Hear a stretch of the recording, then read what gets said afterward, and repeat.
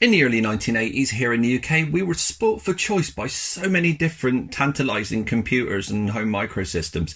But there's one in particular that stands out from the rest of the crowd, and that's the one we're going to be talking about today. That is the MSX. The standard was announced by Microsoft and ASCII on the 16th of June 1983. It was initially conceived by Microsoft as a product for the Eastern sector and jointly marketed by Kazuhiko Nishi, the then Vice President at Microsoft and Director at ASCII Corporation. Microsoft and Nishi conceived the project as an attempt to create a standard among various home computing system manufacturers at the period, in the same way that VHS was standard for home video.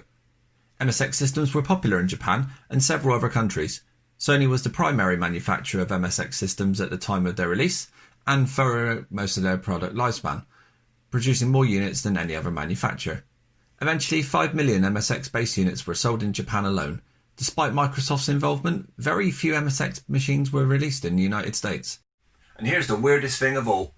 The whole actual logo MSX and its meaning, no one knows exactly what it means, including the Japanese. Most people think it stands for Microsoft Extended because of its Microsoft Basic system installed on it. But no one knows for 100% certain. Before the success of Nintendo's family computer, MSX was the platform for which major Japanese game studios such as Konami and Hudson Soft produced video games. The Metal Gear series, for example, was first written for the MSX2 hardware, along with games such as Snatcher.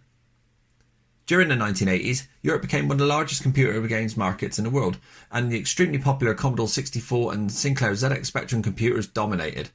By the time the MSX launched in Europe, several more popular 8-bit home computers had also arrived, and it was far too late to capture the extremely crowded European 8-bit market, and here in the UK we'd only ever got the original MSX line. All versions beyond that were Japanese and for the Middle East only. But Toshiba was the first to offer an MSX computer with 64 kilobytes of RAM. All models only have one cartridge slot. However, there is an expanded bus on the back of the computer to attach the Toshiba HX-10 slot expander, which provides a second slot and an extra I/O slot. The colourful keyboard with blue cursor keys, a red stop key, and a green graph key lightens up the computer. So what's this particular model like to use? Well, the keyboard is very nice. You can tell that it's a much higher quality keyboard than any British Micro of its time. And the main issue with this particular model is that if you were going QAOP as your keyboard controls, you couldn't press 2 in one go. So if you were on a platformer, that was it. You couldn't do it. Simple as that. You either jump or you move forward. You couldn't do both at the same time. It's a real shame this never took off the way it was supposed to here in the UK. Personally, I don't think people were ready for a computer that ran the way that these did, and in the same aesthetics. Of course, Microsoft went on to create the Windows operating system, and ASCII carried on making games and accessories for games consoles.